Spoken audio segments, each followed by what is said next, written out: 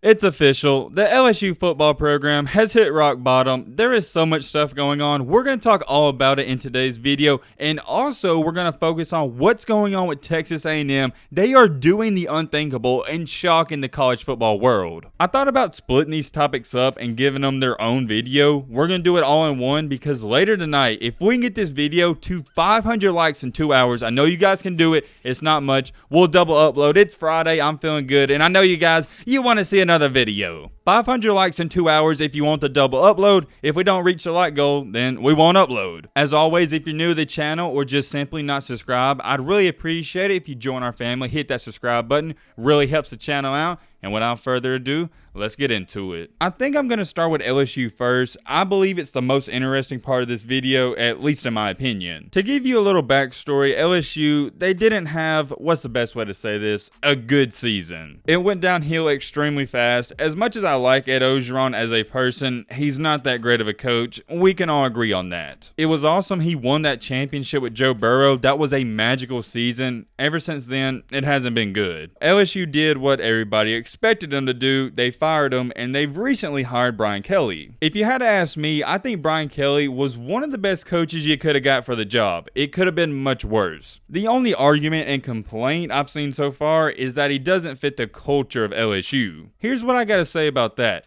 If you're great at something, you always make it work. To put it in a better perspective, it would be the equivalent if Stephen Curry went to the Memphis Grizzlies, for example. It would shock us and it wouldn't make sense to us, and it doesn't seem like a good fit, but he's still going to be a great player no matter what team he plays for. And that right there is how I feel about Brian Kelly and LSU. It seems strange, but you just got to give it some time. By a year or two, we'll be adjusted to it. I know what you're sitting there thinking, yo Matt, how has LSU hit rock bottom? Like I said earlier, there is a lot to it, and it started with as soon as he got the job, a lot of players decommitted and left the program to go in the transfer portal. One of those people being Max Johnson. I understand LSU fans, you didn't like him, and he wasn't the greatest quarterback ever, but he wasn't the worst quarterback ever. Was Max Johnson gonna lead you to a national championship? No, absolutely not. But he could have led you to a 9 or 10 win season. Here's the real reason why LSU is down bad. If you're an LSU fan or a college football fan, you're gonna know that Eli Ricks was a 5-star recruit and one of the more better players on LSU when he was healthy. He was battling injuries, but recently, actually yesterday, he announced he's leaving LSU to go to Alabama. If you're from the South, you know how controversial that is. LSU and Alabama players, they hate each other to the max. You're not going to see many players going from LSU to Alabama or Alabama to LSU in your lifetime. It's something you don't see every day, and it's something you'll probably never see for the next 5 to 10 years, maybe 20 years. So right off the bat, not only have you lost Eli Ricks, you also lost a player that's trending on Twitter for his name, Decoldus Crawford. Yes, I said it correctly. He is a 4-star wide receiver, and his name is Decoldus Crawford. What a name. You may be wondering, since he decommitted from LSU, who did he go to?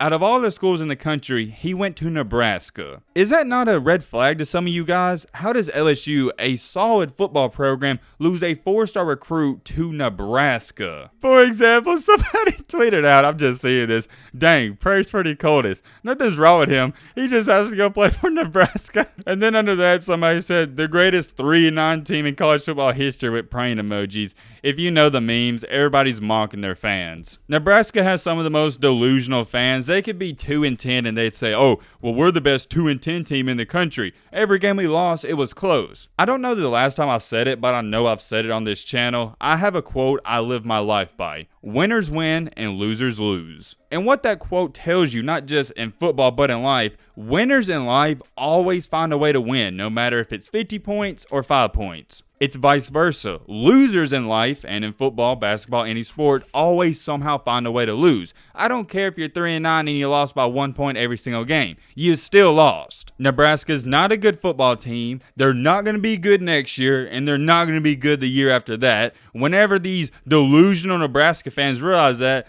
they'll be okay. Am I the only one who forgot when Nebraska hired Scott Frost from UCF? All these Nebraska fans were claiming they were going to go 11-1, 12-0, and win the national championship. I can't be the only one. Let me know in the comment section. I find it funny that every year Nebraska can go 5-7 and the fans are going, oh, well, next year, it's our year. We're still rebuilding. When I think of a rebuild, I think of maybe 3 to 4 years. It's already been 4 to 5 years. You're not rebuilding. You're just bad. All right, anyways, getting back on topic, that was my little rant about Nebraska fans. LSU has not only lost those two players, a 4- and 5-star recruit, since Brian Kelly has got the job, they also lost another quarterback. They lost Miles Brennan, who is a 5th-year or 6th-year senior, something like that. There is some good news. He announced he's coming back, but here's my thing. The fact that he was like, okay, I'm going to enter the transfer portal, it already goes to show you he didn't want to be there in the first place. I feel like he's only coming back because he knows LSU's quarterback room isn't that hot right now and he could possibly start. You got to think about it. He entered the transfer portal for a reason. He wanted to go to where he could play in a different place from LSU. When he realized no other team wanted him, he was like, okay, I guess I'll go back here. Whoa, hold on. Here's why it's even worse. Their recruiting rank right now in the SEC is 8. Yes, 8. When's the last time LSU's been that low? Their overall class isn't that bad. They're ranked 19th in the country, but for LSU, that's not, I wouldn't say unacceptable, but it's not normal. Last year, they had a top 3 recruiting class. The year before, in 2020, they had a top 4 recruiting class. In 2019, they was in the top 5. I could continue to go down the list. This has been one of the worst recruiting classes for LSU in a while. I wouldn't be so concerned if they already had a lot of good players on the team, but remember, Eli Ricks has left, they don't have a good quarterback, and they just need a lot of players at many different positions that they don't have. When it gets to the point where one of your best players wants to go to your biggest rival in Alabama, you're down bad and you've hit an all-time low, at least in my opinion. Let's not forget you had not one, but 2 of your quarterbacks enter the transfer portal. And last but not least, a 4-star recruit you thought you were going to get decommitted and decided to go to Nebraska. It's an extremely rough time to be an LSU fan. You don't know what the future holds, and honestly, if you're expecting to win 10 games next year, I think you're delusional and you need to come back down to reality. Maybe you could win 7 or 8. Oh yeah, how could I forget to mention, they also lost the #1 tight end in the country who decommitted to go to Texas A&M. They're losing recruits left and right, and they're losing current players on their team left and right. Speaking of the tight end that left LSU to go to Texas A&M, that leads me into our next topic perfectly, because his brother, Max Johnson, the former quarterback at LSU, has signed to go to Texas A&M as well. Not really a shocker, but somebody left this comment, and I agree with it 100%. Gonna be an interesting quarterback battle, and yes it will. There's a lot of people saying, yo, why in the heck would he go there? He's not gonna play. Haynes King is gonna be the starting quarterback. Here's my thing about this Haynes King dude. Everybody's praising him and saying once he comes back, Texas A&M's gonna be better.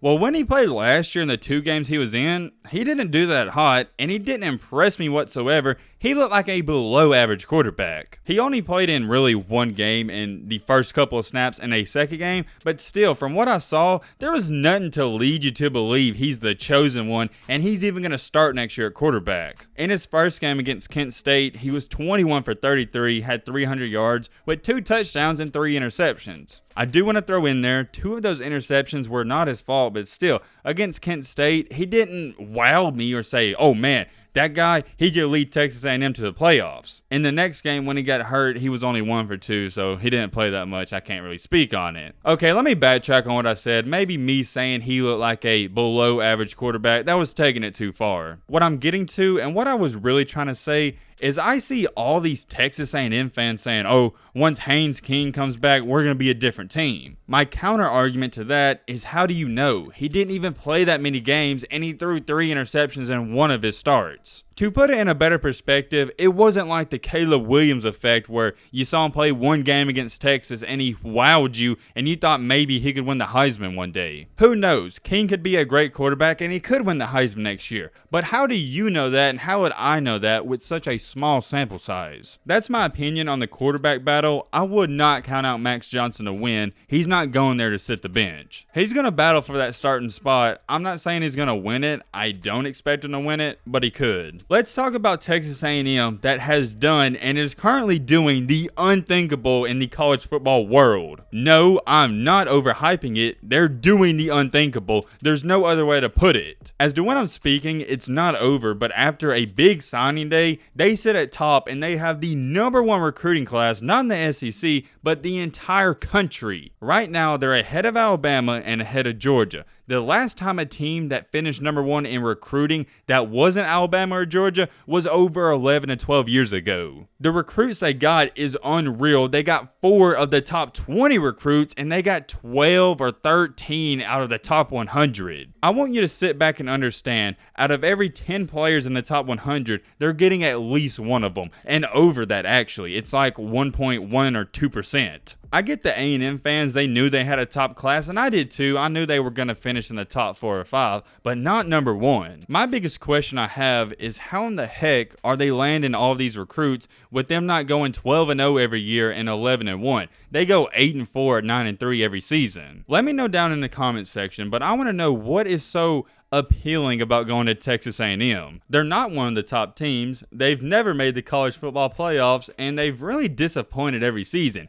Even with beating Alabama, it was a disappointment of a year. That's why it's a little mind-boggling to me. You beat Alabama, who's the #1 team in the country, and you still had a letdown of a season. And before some of you go, oh, well, we didn't have our starting quarterback. Guess what? Injuries, they're a part of the game. It happens. I can't give you that excuse. Alabama lost one of their best wide receivers, John Mechie. Nobody's going to give them an excuse, so I'm not giving you one. It's not over and it's not official. Whether they finish at 1 or 2 or 3, it's still impressive. Here's my thing, and here's the biggest question of the video. Can Jimbo Fisher finally compete and win a national title that everyone's expecting him to? If you get a recruiting class of this caliber and you beat out Nick Saban in recruiting, you got some studs on your team. I can't take credit for this quote. Josh Pate said it on their 24/7 Sports interview, quote unquote, "A big budget can buy you a lot of groceries, but you gotta have a world-class chef to produce a meal like that," referring to Nick Saban. Yes, Texas A&M can land all these big-time recruits, but can Jimbo Fisher be the chef